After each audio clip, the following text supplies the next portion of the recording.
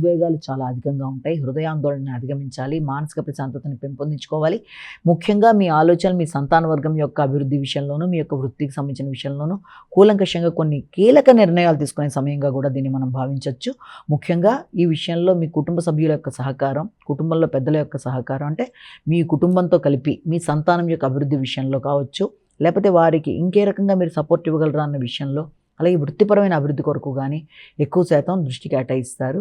కొంత మానసిక ప్రశాంతత తక్కువగా ఉండడం బట్టి కావచ్చు, లేకపోతే మీ యొక్క ఆత్మవిశ్వాసపు స్థాయిలు తక్కువగా ఉండడం బట్టి కొంత ఉద్వేగాలు చాలా అధికంగా ఉంటాయి.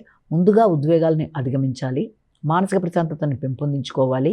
ఏ విషయంలోనైనా అధికంగా స్ట్రెస్ గురైపోవడం వల్ల నిర్ణయ సామర్థ్యాన్ని కోల్పోయే అవకాశం ఉంది. కాబట్టి తగిన విధంగా శ్రద్ధ తీసుకుంటూ ముందుకు వెళ్ళి అనుకున్న సమయంలో అనుకున్న ఫలితాన్ని సాధించడానికి ప్రయత్నాలు చేసుకోవాలి.